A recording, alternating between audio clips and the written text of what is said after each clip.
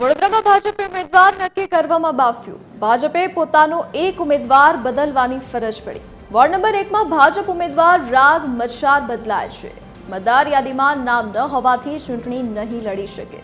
ભાજપે ટિકિટ આપતા પહેલા મતદાર યાદી ન તપાસી. હવે રાગ મચ્છારને બદલે ભૂરસિંહ રાઠવા ચૂંટણી લડશે.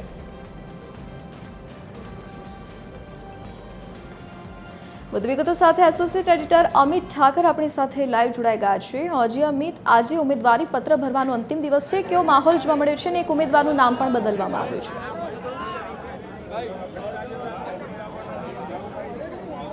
જો આજે ઉમેદવારી પત્ર ભરવાનો અંતિમ દિવસ છે, બપોરે 3 વાગ્યા સુધી, અને ભારતીય જનતા પાર્ટીમાં વડોદરામાં એક બેઠક પર મોટો ફેરફાર જોવા મળી રહ્યો છે. અત્યારે જે માહિતી મળી છે તે મુજબ ભારતીય જનતા પાર્ટીએ વોર્ડ નંબર 1માં એક ટિકિટ આપવામાં કાચું કાપ્યું છે. એક ઉમેદવાર છે રાગ મચ્છાર, તેનું જે મતદાર યાદી છે તેમાં નામ ન હોવાથી ભારતીય જનતા પાર્ટીએ છેલ્લી ઘડીએ આ ઉમેદવાર બદલવો પડ્યો છે.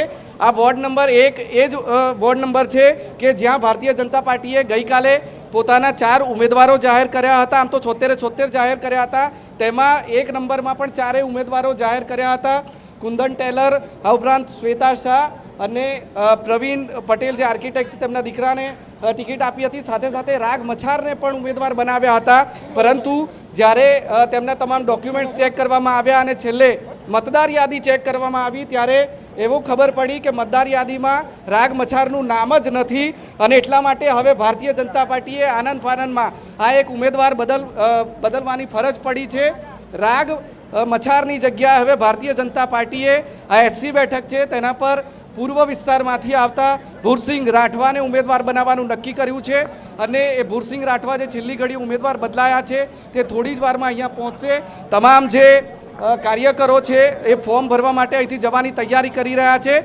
અને આ તમામ વચ્ચે કેટલાક કાર્યકરોને, મોટાભાગના કાર્યકરોને એ નથી ખબર કે તેમના એક ઉમેદવાર બદલાઈ ગયા છે. તેમને એવો જ અંદાજ હતો કે ગઈકાલે ભારતીય જનતા પાર્ટીએ જે ઉમેદવાર જાહેર કર્યા છે એ જ ઉમેદવાર રહેશે, પરંતુ એક ઉમેદવાર બદલાઈ ગયા છે. એક સતીશ પટેલ છે, પૂર્વ કાઉન્સિલર અને સિનિયર લીડર છે, તેમની સાથે વાત કરીશું. સતીશભાઈ, એક ઉમેદવાર બદલવાની ફરજ પડી છે. મારા ધ્યાનમાં નથી આવ્યું. પ્રમુખ અમને આવશે, પ્રમુખ તમને એનો ઉત્તર આપશે. અમને ખ્યાલ નથી કે રાગ મચ્છારનું મતદાર યાદીમાં નામ છે કે એવું મને આઈડિયા જ નથી. આ તો તમે કહો છો ત્યારે અમને ખબર પડી છે. પણ પાર્ટી જે નિર્ણય કરશે તે પાર્ટીના હિતમાં નિર્ણય કરશે. તમે એની કોઈ અસર જુઓ છો? ના, એવી કોઈ અસર નહીં. ભારતીય જનતા પાર્ટીના કમળ પર, નિશાન પર લડનાર આજે વડોદરા શહેરની અંદર 76 સીટો આવવાની છે, એટલે આમાં કોઈ અસર પડવાનો કોઈ વિષય છે નહીં.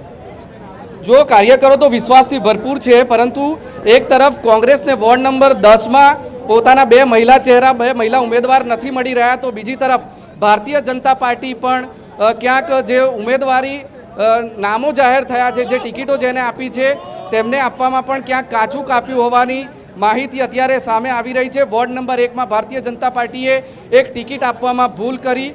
ભારતીય જનતા પાર્ટીએ ચેક ન કર્યું કે રાગ મચ્છારનું નામ મતદાર યાદીમાં છે કે નહીં. અને હવે છેલ્લી ઘડીએ, કારણ કે હવે ઉમેદવારી પત્ર ભરવાની જે વિધિ છે, અંતિમ સમય છે એ 3 વાગ્યા સુધીનો છે, ગણતરીના કલાકો બાકી છે. અને અંતિમ ઘડીએ ભાજપે તેની એક ભૂલને કારણે આ વોર્ડ નંબર 1માં એક નામ બદલવાની ફરજ પડી છે ઉમેદવારનું. હવે રાગ મચ્છારની જગ્યાએ વોર્ડ નંબર 1માં જે આયાતી ઉમેદવાર છે, જે પૂર્વ વિસ્તારમાં રહે છે, તેઓ અહીંયા ચૂંટણી લડશે, ભૂરસિંહ રાઠવા. અને થોડી જ વારમાં 4 ઉમેદવારો, એક નવા ઉમેદવાર સહિત 4 ઉમેદવારો અહીંયા પહોંચશે અને 4 ઉમેદવારો એક સાથે જઈને ફોર્મ પણ ભરશે. જી અમિત, વિગત સાથે જોડાવા બદલ આપનો આભાર.